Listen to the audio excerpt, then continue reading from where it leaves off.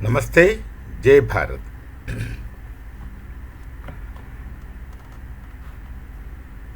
पिछले कुछ दिनों से मेरा ये प्रयत्न रहा कि पाकिस्तान का आज का दुस्थिति या दुरवस्था, उसके लिए कौन कौन जिम्मेदार है, रिस्पॉन्सिबल कौन कौन है, ये ढूंढ रहा था। नाउ सेपरेटिस्ट मुस्लिम इंटेलेक्चुअल्स का नाम तो मैंने पहले जिक्र किया था। आज 10वीं है। अब देखिए, ये अलगाववाद, वे लोग समझते थे कि ये दो नेशन थियरी जो हुआ उससे होगा क्या, मुसलमान सुखी रहेंगे। बेसिक पोस्टुलेट यही है। तो मुसलमान एक अलग राष्ट्र बनाएंगे, वही तो है टू नेशन थियरी। सिर्फ इस्लाम के लिए एक राष्ट्र बनाएंगे और वहाँ वो लोग बड़ी अच्छा से सुखी से रहेंगे। भारत में कोई बाहर का मुसलमान इतना नहीं आया। जितना भी भारत का मुसलमान जो बना, बहुमत में मेजॉरिटी सब तो भारत का ही है। वास्तव में हम लोग भाई भाई हैं, रिश्ता तो खून का है, वो तो लोग भूल चुके हैं। तो वो समझते थे, उनको ये जो अलगाववादी मुस्लिम इंटेलेक्चुअल्स ने उनको ये सब सिखाया, बताया गया कि भाई आप मुसलमान हैं, आप अलग थे, अलग है, अलग रहेंगे हिंदू से या काफिर से, जो भी काफिर है। इसलिए दो नेशन थियरी का काफ़ी समर्थन किया और कई लोग बहुत खुश थे दो नेशन थियरी को लेकर के। भाई वो ये समझते थे कि जो मरने का पश्चात जन्नत जाने के लिए लोग सोचते हैं, मुल्ला आपको सिखाएंगे तो जन्नत में जाओ, मरने का बाद आपको ये मिलेंगे, वो मिलेंगे, ये मिलेंगे, वो मिलेंगे। सब कुछ यही स्थिति थे कि एक अलग नेशन बन गया, एक इस्लाम का नेशन अलग से बन गया, तो आपको जो सब कुछ सही हो जाएगा, सब कुछ मिलेंगे।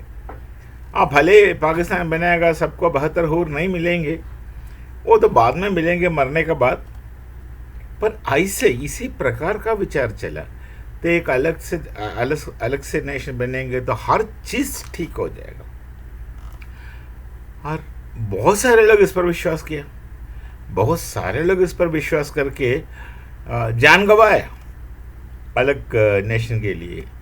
वो अपना ही भाई हिंदू का विरोध में जो भी कर सकेंगे कर दिया। और हिंदू जितना भी प्रयत्न करे मिलजुल कर रहने के लिए, वो तो मैं नहीं मानता, वो नहीं मानने वाला था, क्योंकि उन्हें पक्का विश्वास था कि दो नेशन जब बनेगा, पाकिस्तान बनेगा, वह तो जन्नत से कम नहीं होंगे। ये सब विश्वास लेकर इसका आधार पर ही ये मुस्लिम अलगाववादी बुद्धिजीवियों इंटेलेक्चुअल्स ने बहुत सारे लिखा, बहुत सारे बात किया और बहुत लोगों के दिमाग में ये आइडिया भरा और लोग बिना सोचे समझे इनके पीछे गया। हर कोई तो नहीं गया। आज भी जितना मुसलमान पाकिस्तान में गया उससे अधिक भारत में है, रहते हैं मिलजुल के, जैसे हम लोग चाहते हैं वैसे रहता है, मिलजुल के रहता है साथ। उनका तो कोई तकलीफ नहीं है। अब देखिए कश्मीर का ही बात, वो पाकिस्तान में क्या कश्मीर बनेगा पाकिस्तान, अभी नारे लगा रहा है कश्मीर बनेगा पाकिस्तान, कश्मीर बनेगा पाकिस्तान। अरे देखिए, कश्मीर देश कश्मीरी संस्कृति का बगैर कुछ भी नहीं है। यदि कश्मीर आप पूरा ही इस्लामिक नेशन बनाएंगे, फिर Kashmir as a Islamic nation और दूसरा कोई भी nation as a Islamic nation, क्या फ़र्क है उसमें? यदि आप फ़र्क कुछ देखना चाहता है Kashmir as an Islamic nation, तो उसमें कश्मीर का संस्कृति होना चाहिए। अरे कश्मीर का संस्कृति मतलब भारत का संस्कृति ही तो है। भारत का तो एक ही संस्कृति है, उसका अलग अलग वैरायटी मिलेंगे आपको, अलग नहीं है, संस्कृति एक ही है। तो कश्मीर, कश्मीरी संस्कृति का बिना बस पत्थर पत्थर ही है, यह नदी है, यह सड़क है, ये वो खूबसूरत नज़ारे हैं। पर जो असल कश्मीर जो है वो तो बिना भारतीय संस्कृति, वो कश्मीर कैसा है ना, वो बिना फ्रेग्रेंस का फूल, कागज़ के फूल, यही होता है। और कश्मीरी तो कश्मीरी है, वो हिंदू भी है, मुसलमान भी है। और मुसलमान यदि कुछ बहुमत में है तो इस्लामिक राष्ट्र बनाने से उनका कश्मीर चले जाएगा, ख़त्म हो जाएगा। और जो महाशय ने कश्मीर से हिंदुओं को भगाया, कश्मीरी हिंदुओं को पंडित बताया जाता है, इसका मतलब ये नहीं सब ब्राह्मण है, वो नाम आया पंडित। पंडित का ये मतलब नहीं ब्राह्मण है, जैसे कि ये अपना नेहरू खानदान है, कोई ब्राह्मण नहीं है उसमें। हाँ, नेहरू का पत्नी तो ब्राह्मण थी, कौल थी। तो ये नहीं है कि कश्मीरी पंडित का मतलब हर कोई ब्राह्मण है। पंडित कश्मीरी पंडित को पंडित ही कहता है। इसमें बहुत सारे ब्राह्मण हैं, वो भी है, बहुत सारे ब्राह्मण भी है, उनको भगाया। अरे उनका बगैर कश्मीर तो माइनस हो जाता है, जो हिंदुओं का बगैर कश्मीर माइनस होता है, तो फिर कश्मीर क्या पाकिस्तान बनेगा। तो ये सब के बावजूद आप खुद को देखिए, आईना सामने देखिए, आपका व्यक्ति का नहीं, खुद का चेहरा नहीं, आईना सामने रखे खुद अपना पाकिस्तान को देखिए। आप कहाँ जा रहा है, क्या स्थिति है, क्या बन गया, क्या हो गया, कहाँ जा रहा है। खुद को बहुत बहुत बड़े मुसलमान कहते हो, और इस्लाम में जो भी अच्छा पहने, मान लीजिए ईमानदारी और काम करने का इच्छा, मेहनत करने का इच्छा, ये सब आपने छोड़ ही दिया, फिर भी मुसलमान कहते हो। थोड़ा बहुत सोचने वाली बात है। तो चलिए, आज 10वीं अलगाववादी का नाम मैं बता रहा हूँ आपको। उनका नाम है अब्दुल कादिर बिलग्रामी। उन्होंने एक चिट्ठी, एक जुल्करनैन नामक एक जर्नल पब्लिश हो रहा था बादायूं से, यूनाइटेड प्रोविंस का बादायूं से पब्लिश हो रहा था। उसमें उन्हें मार्च अप्रैल 1920 इस समय एक लंबा चिट्ठी पब्लिश किया। किसके नाम पर? महात्मा गांधी के नाम पर एक चिट्ठी पब्लिश किया। वो चिट्ठी कितना पेज था पता है? 62 पेजेस कुछ थे। उसमें क्या क्या लिखा जरा देखिए। तो अलगाववाद का जो इंटेंसिटी है ना, उसका जो क्या बोलते हैं, विरुलेंसी, वाइब्रेंसी, वो उस लेटर में बहुत मिलेंगे आपको। ऐसे करतूत होंगे, नतीजा आज पाकिस्तान में लोग भुगत रहे हैं। तो देखिए, उस चिट्ठी में पब्लिश किया, उसका 62 पेजेस है कुल मिला के। उसमें पेज 1 से 5 तक उन्होंने 2 नेशन थियरी को जो पहले से माना है उस पर ठोस सपोर्ट कर रहे थे, इस्टेब्लिश कर रहे थे। और उसके बाद देखिए पेज 5 से 58 तक उन्होंने गाय मार के खाने का ही समर्थन किया। उससे पहले वो बोलता 2 नेशन थियरी है, मुसलमान तो हिंदू के साथ रह नहीं सकते, असंभव है, इम्पॉसिबल है, मुसलमान नहीं रह सकता हिंदू के साथ। इसलिए 2 नेशन तो है ही। 2 नेशन 1920 में तो बना नहीं, बाद में बना। जिन्ना तक इन 2 नेशन का जिक्र नहीं किया। तो जो भी आगे यदि भारत में सब हमें जाना है तो साथ मिलकर जाना होगा।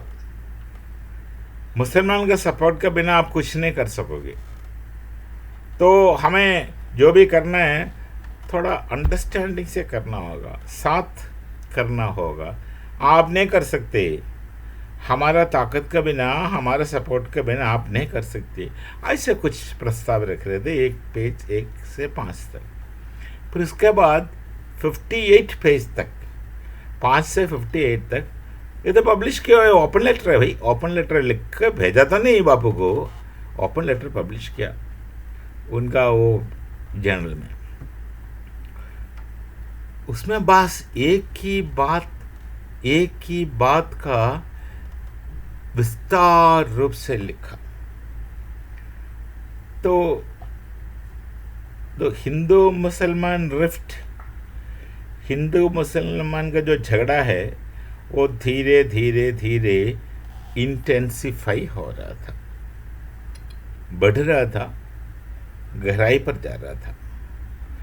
तो है लोग समाज में, कोई एक गैया को मार के उसका बड़ा उत्सव बनाएंगे, हिंदुओं के सामने गाय को मारकर उसका आघोष करेंगे, उत्सव बनाएंगे, सेलिब्रेट करेंगे, दिखाएंगे, चिल्लाएंगे। कभी कभी गाय को काट कर सर रखेंगे, हिंदू गांव में छोड़ के जाएंगे। तो ये सब होते थे। और धीरे धीरे धीरे ये हिंदू भी रिएक्ट करने लगे, हिंदू भी काफ़ी रिएक्ट करने लगे।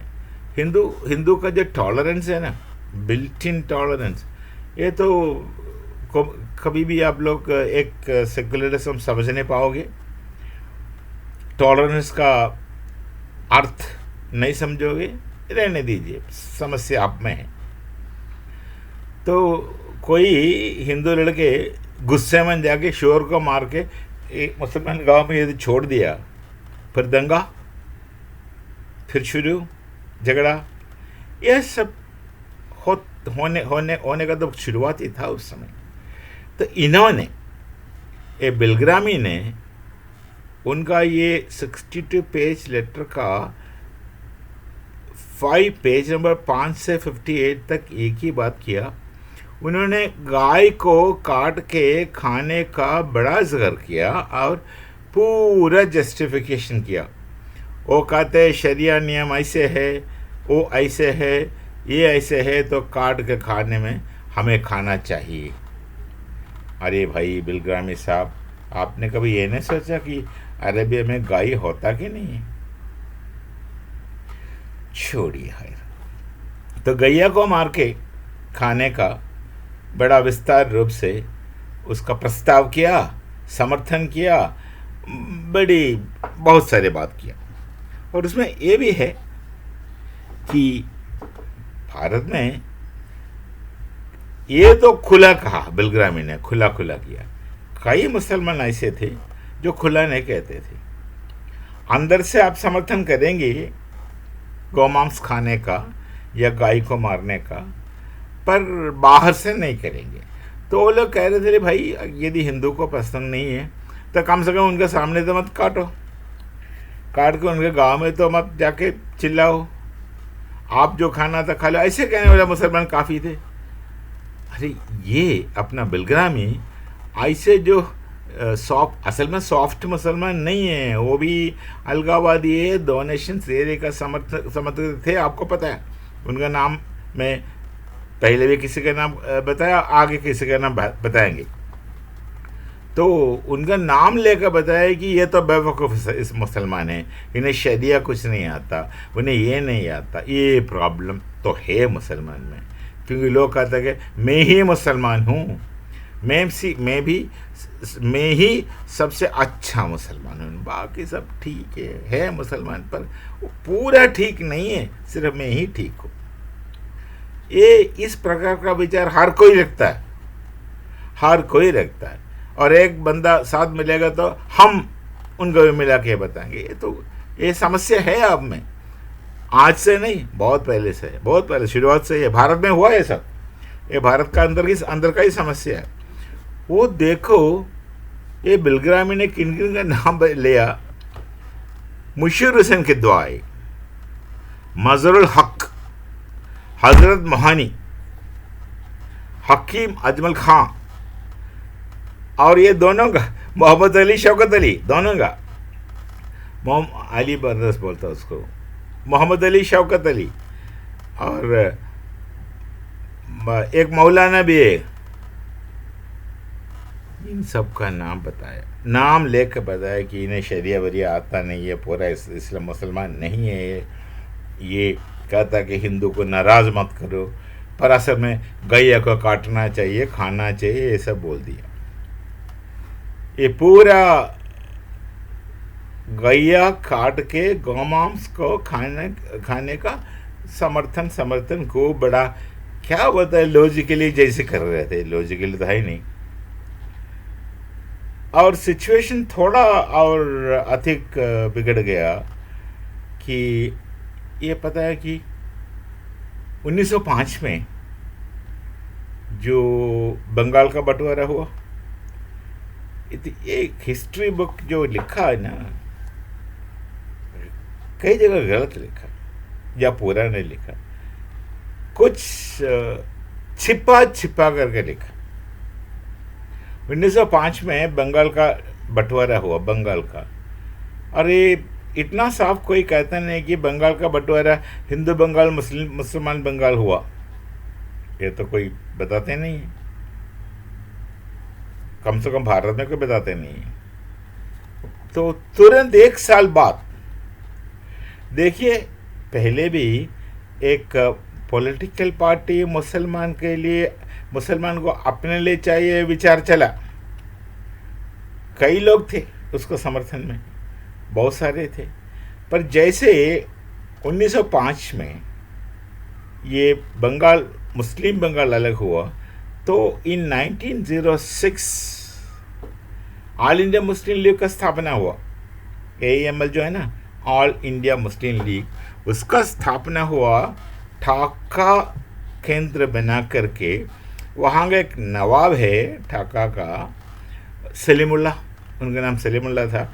वो ढाका नवाब ऑल इंडिया मुस्लिम लीग का स्थापना किया तुरंत 1 ही साल के बाद, जैसे बंगाल में मुसलमान बंगाल हुआ, और अपना आगा खान को उसका प्रेसिडेंट बनाया। 1912 तक वो प्रेसिडेंट ही रहे।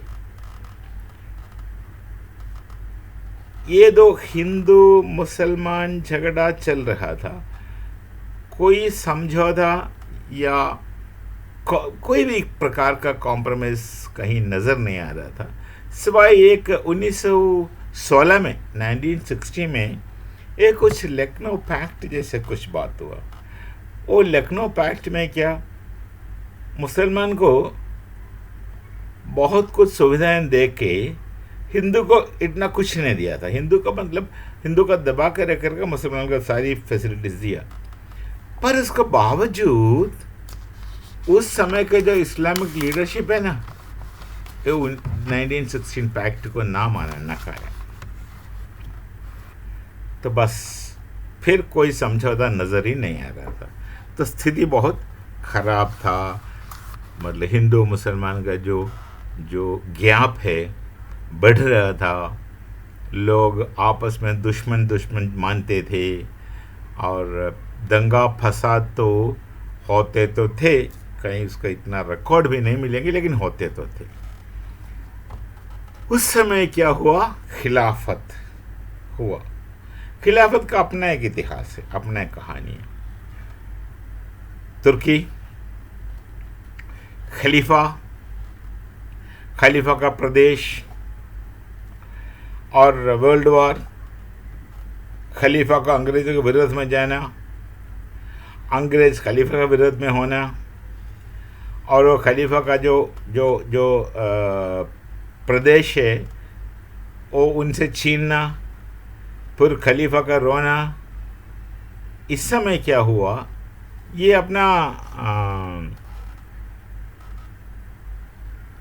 मोहम्मद अली और शौकत अली, जिसे आली प्रदेश से लिखा है कहीं, मोहम्मद अली शौकत अली बापू के पास गया, बापू मतलब गांधी, बापू के पास गया, बोले हम सपोर्ट करेंगे खिलाफत का।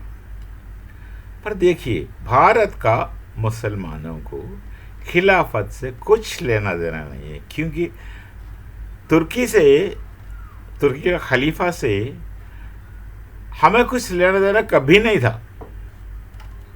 औरंगजेब का समय भी, औरंगजेब का समय में भी तुर्की का खलीफा का हम कोई स्पिरिचुअल लीडर नहीं मानते थे।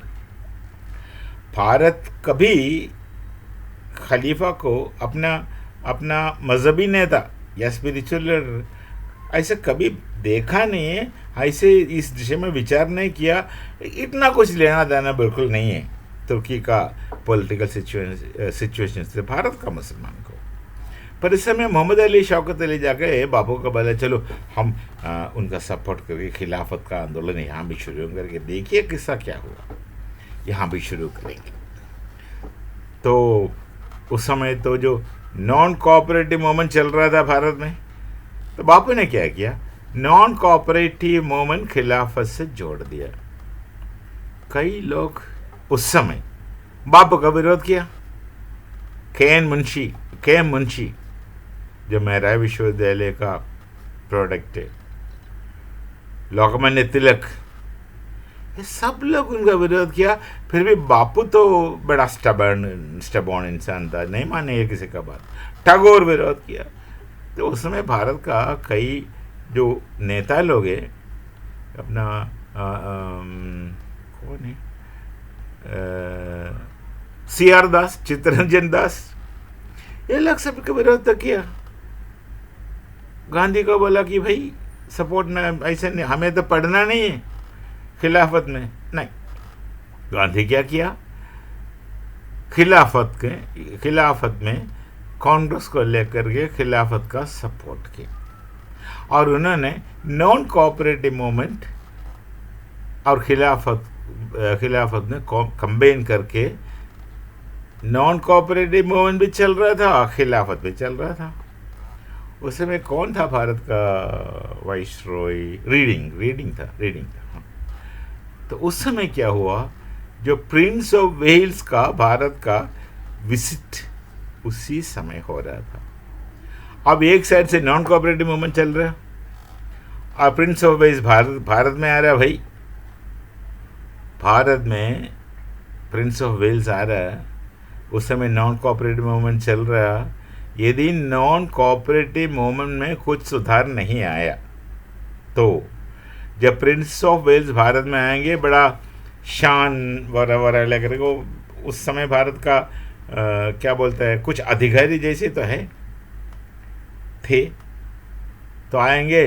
तो जब हर कोई खिड़की दरवाज़ा बंद करके घर के अंदर बैठेगा, खाली स्ट्रीट मिलेगा, सड़क सब खाली मिलेगा, तो क्या होगा? तो रीडिंग तो डरा, खूब डरा। उन्होंने क्या किया, एक तुरंत बोला कि हम आपको काफ़ी सहायता करेंगे।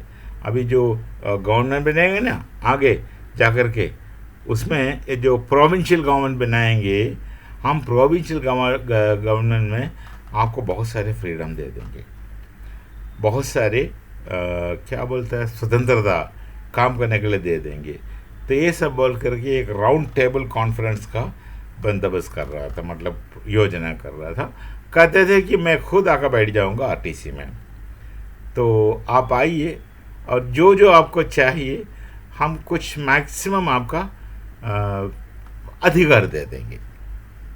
तो प्रोविंशियल गवर्नमेंट जो भी बनाएंगे उसमें आपको मैक्सिमम कुछ ऑटोनॉमस बनाएंगे। हाँ, ये बात किया उन्होंने, बोले कि प्रोविंशियल गवर्नमेंट को ऑटोनॉमस बनाएंगे, हम उसमें हाथ नहीं डालेंगे। ये सब बताया, करने वाले तो नहीं थे, बात अलग है, पर ये बताया। और उस समय तो नेचुरली महात्मा गांधी को जाना था, बापू को तो आरटीसी में जाना था। पर इस समय क्या हुआ, तो कई मुसलमान लीडर्स बापू के पास गया, बोलता आप ना जाइए आरटीसी में। वजह क्या है, तो आली ब्रदर्स अभी तक जेल में हैं। बाकी बहुत मुसलमान लीडरों को छोड़ दिया सरकार, बट आली ब्रदर्स को नहीं छोड़ा कुछ वजह से। पर जो मुस्लिम लीडर्स आए कि आप नहीं जाना, अली ब्रदर्स को नहीं छोड़ेंगे, जब तक उनको नहीं छोड़ेंगे आप नहीं जाना। तो बापू उन पर विश्वास किया, वो करते तो थे पहले से, और उन्होंने तो वो बदला ना प्रार्थना, ईश्वर अल्लाह तैरो नाम कर दिया ना, रेखबद राघव राजा राम पतित पावन सीताराम, बाकी अपना आसर डाल दिया, ईश्वर अल्लाह तेरो नाम। तो ये तो थे इनका विचार, तो वो नहीं गया। तो लोग कहते हैं, जो उस समय भारत का जो लीडर लोग है, कहे मुंशी भी है, टागोर भी है, ठाकुर रवि ठाकुर भी है, और बहुत सारे जो भारत का जो नेता थे ना, उन्होंने एक बात बताया कि आपने बताया कि आपने एक एक गोल्डन अपॉर्चुनिटी खो दिया ना जा करके। अच्छा, तब तो रीडिंग जो वाइसरॉय है वो फंस गया। यदि खिलाफत नॉन कोऑपरेट में थोड़ा विड्रॉवल नहीं हुआ तो प्रिंस ऑफ वेल्स जब भारत में आएंगे तो सड़क खाली मिलेगा। उन्होंने क्या किया, अपना स्ट्रैटेजी में 180 डिग्री बदलाव लाया। उन्होंने क्या किया, उन्होंने मुस्लिम को अपीस किया, अली ब्रदर्स को सब छोड़ करके कहा कि हम खलीफा का विरोध में कुछ नहीं करेंगे, उनको सब कुछ दे देंगे, उनको सब कुछ दे देंगे, सपोर्ट करेंगे। हाँ, बस मुस्लिम्स ने ओवरनाइट अचानक वो भी 180 डिग्री यू टर्न लेकर के ब्रिटिश को समर्थन में गया, खिलाफत से हट गए, और गांधी अकेला पड़ गया। गांधी तो अकेले थे ही, बाकी हिंदू उनके साथ नहीं थे, इतना दिल से करते थे काम तो करते थे। बस ये हो गया, गांधी फंस गया अली ब्रदर्स की वजह से, या बाकी उस समय का मुस्लिम इंटेलेक्चुअल्स की वजह से। वो खिलाफत में पढ़ने के लिए मजबूर यही लोग किया। पर जब उनका सामने कुछ प्रस्ताव ब्रिटिश लोगों ने देखा, वो खिलाफत को विड्रॉ करके ब्रिटिश पक्ष में अचानक चले गए। तो प्रिंस ऑफ वेल्स का आना जाना बड़ा अच्छा हुआ, रीडिंग तो बच गया। ये स्थिति हुआ भारत में उस समय। और देखिए, तो धीरे धीरे धीरे ये देख तो रहे थे हिंदू लोग भी, कितना सहेगा, किस हद तक सहेगा, कितना साथ रहने का आस रखेगा। महात्मा गांधी फिर भी खौफुल थे कि हम साथ रहेंगे, साथ रहेंगे, साथ रहेंगे। बट बाकी को तो पता चला साथ नहीं रहेंगे, पर रह ही नहीं सकता, इतना गैप अलग हुआ। उन्हें तो 2 नेशन बनाना ही है। द मुस्लिम इंटेलेक्चुअल्स को भारत से अलग होना ही है। हाँ, जिन्ना अभी तक नहीं सपोर्ट किया उसका, अभी बताएंगे बाद में, जिन्ना सपोर्ट नहीं किया। अरे वो जो उस समय का जो प्रस्ताव क्या था पता है, मुसलमान भी फायदे में रहता यदि वो राउंड टेबल हुआ होता। वो क्या, मुसलमान के लिए इलेक्टोरेट सेपरेट, उनका जो वोट देता है ना इलेक्टोरल रोल, उसमें मुसलमान के लिए अलग बनाएंगे।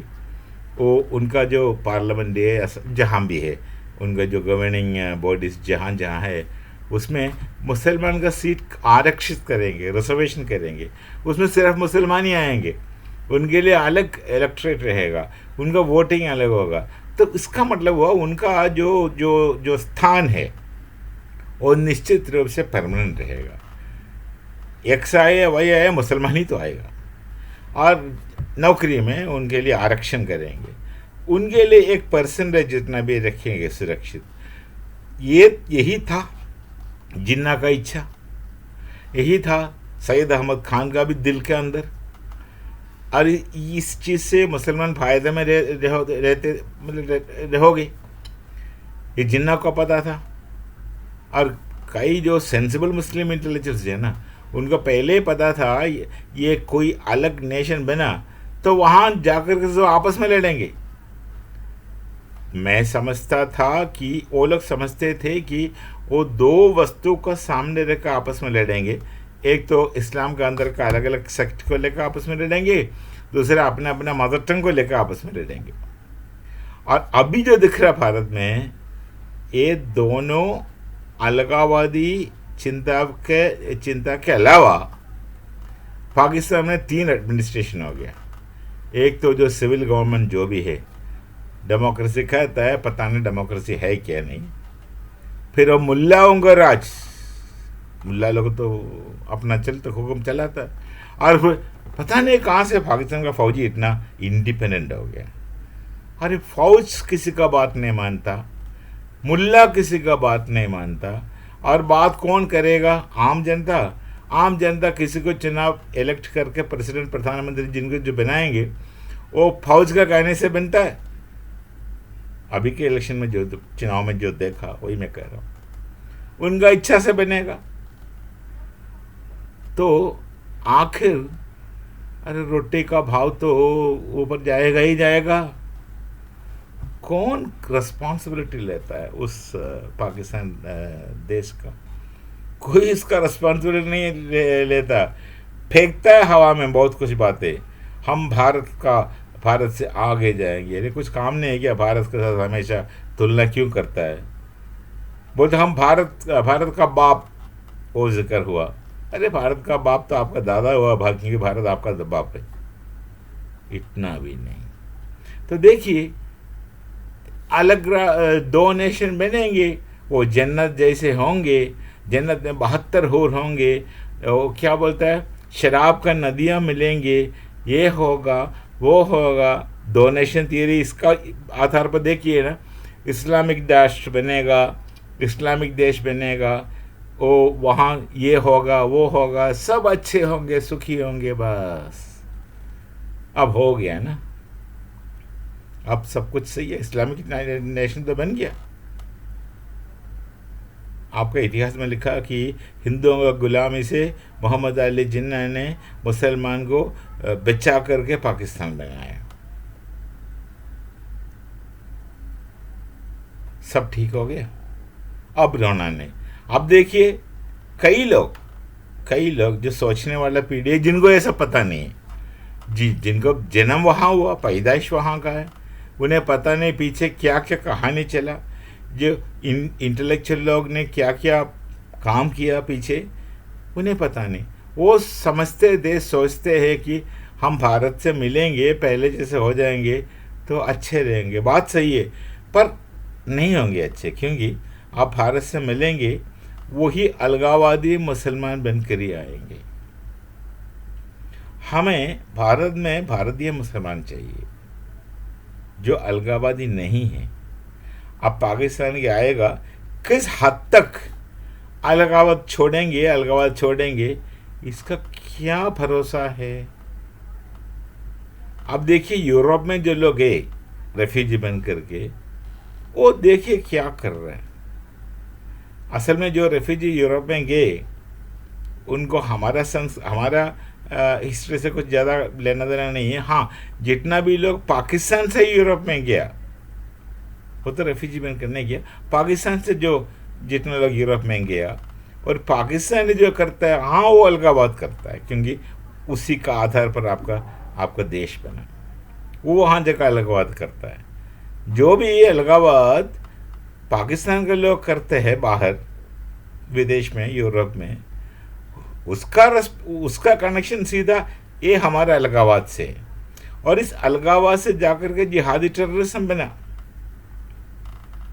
क्या पाया, कहाँ से कहाँ आ गया? देखिए आपका बच्चे जो स्कूल में आजकल जाते हैं उनको देखिए, और भारत के एक आम एवरेज बच्चे जो स्कूल में जाते हैं उनको देखिए। आपका बच्चे के अंदर मदरसा से ही नफरत भर कर भेजता है। हमारे बच्चों को तो हम प्यार करने सीखते हैं, नफरत को सवाल ही नहीं उठता। हम क्यों नफरत करें? यदि आपको अच्छा नहीं लगता किसी को तो छोड़ दीजिए, आप पढ़ना नहीं उसमें, पर उन्हें नफरत क्यों करेगा? यहाँ का कोई भी माँ बाप किसी को नफरत नहीं सिखाते। मोहम्मद इकबाल ने लिखा, आपस में वही मज़हब नहीं सिखाता, आपस में वही रखना। वो तो मोहम्मद इकबाल अलगाववादी बनने से पहले लिखा है। ये भी लिखा हिंद ही हम, वो अलगाववादी बनने से पहले लिखा, बाद में वो भी बन गया। उनका बात करेंगे हम धीरे धीरे जाते आगे। तो सब कुछ अच्छा हो गया पाकिस्तान में, सब कुछ सही हो गया। दो नेशन थियरी चला। जो दो नेशन थियरी का विरोध जो बहुत कई लोग कर रहे थे, बट इतना मजबूर थे, वो जिन्ना समेत मजबूर थे, वो कुछ कर नहीं सका, कुछ कह नहीं सका, कि लोग इतना जज्बा जो है ना, आजकल जो पाकिस्तान के लोग कहते हैं कि हम जज्बा बहुत है, वो जज्बा है ना, वो जज्बा आपको इस नतीजे पर पहुंचाए, हम बनेंगे, हम करेंगे, जज्बा है। आप जज्बा खा नहीं सकता,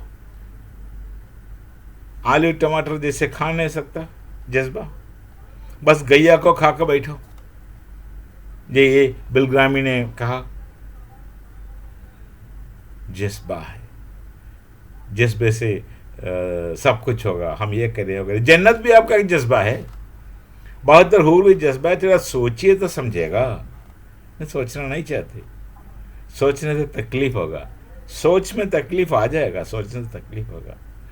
चलिए भाई, अलगावाद तो होगा, अलगावाद तो हुआ, इंटेलेक्चुअल्स लोगों ने अलगावाद को इतना बढ़ाया, सबका दिमाग में भराया, फिर एक स्थिति ऐसे आया 1920, उस समय का बात है, उस समय इरिपेरेबल हो गया, मतलब इसका कोई रिपेयर नहीं हो सकेंगे, उस स्थिति में आ गया। तभी तो बिलग्रामी का चिट्ठी है, वो गाय मारने का इतना समर्थन किया क्योंकि वो समझते थे वो सही है, सोचते थे वो सही है। और जब अलग हुआ भाई, अलग बनना ही था। और कल भी यदि भारत के साथ आप मिल भी गए, जो पॉसिबल नहीं है, मिल भी गए, तो ये रिपीट होगा। जब तक आप ये इस्लाम का जज्बा जब तक घूमेगा, ये रिपीट होगा। मतलब आप इतिहास में कभी भी आगे जाइए, पता नहीं कितने लोग मानव राशि जिंदा रहेगा, कितना दिन, जितना भी आगे जाओगे ना, यही रिपीट होते जाएंगे साइक्लिकल फॉर्म में। तो आपका आज का स्थिति का रिस्पॉन्सिबिलिटी ये मत किए कि आपका गवर्नमेंट का गलती है, आपका गवर्नमेंट भी फंस चुके हैं ना, आपका गवर्नमेंट का गलती है, आपका हिस्ट्री का गलती है। वास्तव में आपका गवर्नमेंट का कोई गलती नहीं है। आप सीधा साधा, मैं कई सुना है कि सियासत पॉलिटिशियन से करता है, ये करता है, हमें एजुकेशन नहीं है, वो बात है, कुछ नहीं है, ये सब नहीं है। बात है आपका दिल का अंदर जो अलगावाद भरा मुस्लिम इंटेलेक्चुअल्स ने आपका दिमाग में नहीं, आपका बुजुर्गों का दिमाग में, हम अलग है, हम मुसलमान हैं, ये ग्रेट है, जिसको आप मान के चल रहे हैं, ये किया, यही है वजह। आपका पॉलिटिकल लीडरशिप हेल्पलेस है, वो भी इसका विक्टिम है। आपका फौज, वो भी इसका विक्टिम है। आपका मौलवी तो ऐसे ही होना ही है, उनको बस नफरत नफरत नफरत, काफिर मारो काफिर को। जज्बा आपका जन्नत का, जज्बा आपका दो नेशन थियरी का, जज्बा आपका मुसलमान होने का, ऐसे ऐसे जाएगा तो यही होना है। और यदि इससे आप खुद ने बचाना, खुद का पैर में खड़े नहीं हुआ, खुद ने बचाना, बस कोई उपाय नहीं है, पता नहीं क्या होगा। चलिए दोस्तों, अभी आज 10वीं अलगाववादी का नाम लेके आया, और कल 11वीं अलगाववादी को ढूंढेंगे, फिर बात करेंगे। तब तक नमस्ते, जय भारत, जय श्री राम।